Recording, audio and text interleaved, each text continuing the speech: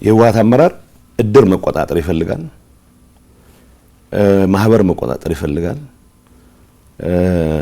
ቤተክርስቲያን መቆጣጠር ይፈልጋል። መቆጣጠር የማይፈልገው ባህል መቆጣጠር የማይፈልገው የህብረተሰብ ህይወት መስክ የለም።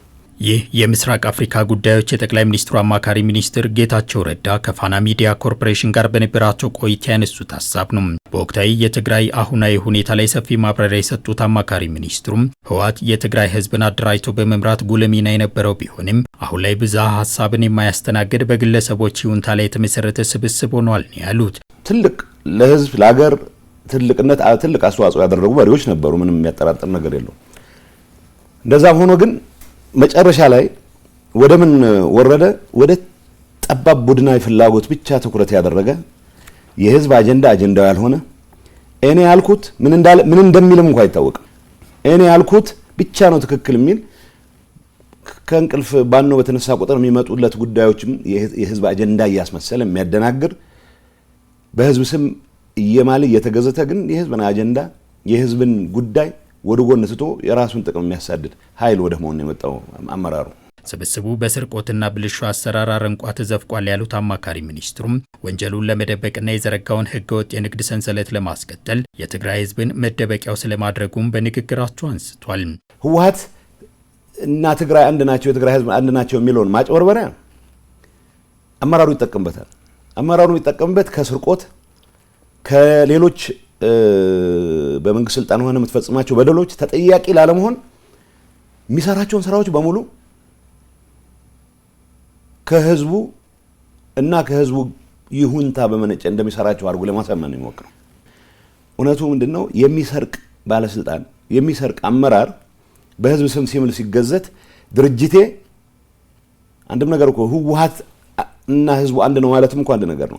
አመራሩን ነው ራሱን የህዝብ ወኪልም አድርጎ ህዝብንም እንዲሰግድለት አድርጎ ህዝብ አንድም አይነት የተቃውሞ ምልክት እንዳያሰማ አፍኖ የስርቆት አጀንዳ ውስጥ በደንብ ተነክሮ ግን ደግሞ ህወሓትና ድርጅት አንድ ስለሆነ ብሎ በዛ ማጭበርበሪያ ራሱን ነፃ ለማድረግ የሚሞክርበት ሁኔታ አለ። አሁናዊ የቡድኑ ስብስብ ብዝሃ ሀሳብን የሚፈራ ከመሆኑም በላይ የክልሉን ህዝብ ግዞተኛ ወደ ማድረጉ ተሸጋግሯል ሲሉ የተደመጡት አቶ ጌታቸው የክልሉ አሁናዊ መልክ ለዚህ እማኝ የሚሆን ነው ይላሉ።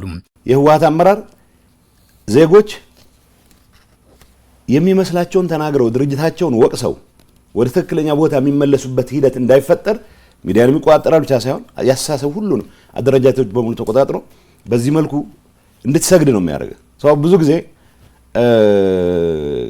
የትግራይ ወጣት ህወሓትን መንቀፍ በሚፈልግበት ሰዓት በአማርኛ ቢነቅፍ ብዙ ሰው ቅር ይሰኛል።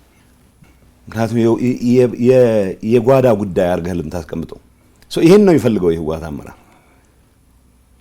ለምሳሌ መወቀስ ያለበትን ነገር የትግራይ ተወላጅ በደንብ መሮት አንገሽግሾት መናገር የሚፈልጉን ጉዳይ በሌላ ቋንቋ ትገልጽም ብቻ ሳይሆን ወጣ ብለህ እንዳትጮህ የሚከለክል ስርዓት ነው መትከል የሚፈልገው። ይሄ አደገኛ ነው። በፌዴራል መንግስቱና በህወሓት መካከል የነበረው አለመግባባት በፕሪቶሪያው ስምምነት መቋጨቱን ተከትሎ የክልሉ ህዝብ ሰላማዊ አየርን መተንፈስ ጀምሯል። ይህን ተከትሎ የተፈጠረውን ሰላም እንደ መልካም ዕድል በመጠቀም የህዝቡን ችግር ከመፍታት ይልቅ ግላዊ ጥቅም ላይ የተመሰረተው የቡድኑ አመራር አሁንም ህዝቡን ዋጋ እያስከፈለው ይገኛል። ሰላማችን ለማስጠበቅ በየጊዜው መሞት የለብንም። በህይወት ኖረን ህዝባችንን ማገልገል የምንችልበት ኢንቫይሮንመንት ተፈጥሯል። ይሄን እንጠቀምበት ብለን በወሰንበት ሰዓትም ጭምር ስልጣኑንና ጥቅሙን ብቻ የዘረፋ ኔትወርኩን ማስጠበቅ ብቻ ማዕከል ያደረገ አመራር አሁንም ሰላም ደፍርሶም ቢሆን ህዝብ ለአደጋ አጋልጭም ቢሆን ህልውናዬን አስቀጥላለሁ ብሎ ሲፍጨረጨር በተግባር ይታያል። ይሄን አስተሳሰብ ይዘህ ነገ ተነገ ወዲያ መቀጠል አይቻልም ብቻ ሳይሆን አሁን የትግራይ ወጣት ደርሶበት ባለ የንቃት ደረጃ በፈለከው መልኩ ምክንያቱም ከእንደዚህ አይነት መከራ ሊያወጣህ ብቻ ሳይሆን ወደ ሌላ መከራ ሊያስገባህ የሚችል ሊደርሺፕ በምን ማጂክ በምን ተአምር ነው አመራር ብለህ ይዘው ልትቀጥል ነው ይችላል። ይሄንን ነገር ማስተካከል ባልቻልክበት ሁኔታ ህወሓትም አንድ አመት መቀጠል አይችልም።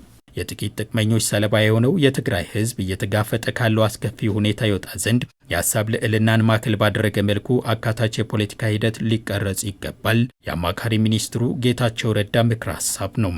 የትግራይ ህዝብ የፖለቲካ ኮንሽስነስ ሁሉንም ሀሳቦች ማስተናገድ በሚችልበት ደረጃ እንደ አዲስ መቀረጽ መቻል አለበት። ቢዮንድ የህወሓት አመራር ማሰብ መቻል አለበት። ህወሓት ራሱ ቀጣይነት እንዲኖረው ከተፈለገ እኔ ብቻ አውቅልሃለሁ ከሚል ያረጀ አስተሳሰብ ወጥቶ ወጣት ማስተናገድ የሚችል የተለያዩ ጥያቄዎች መመለስ እንደሚገባው የሚያምን የተለያዩ አስተሳሰቦች ማስተናገድ እንደሚገባው በሚያምን አመራር መቀየር መቻል አለበት።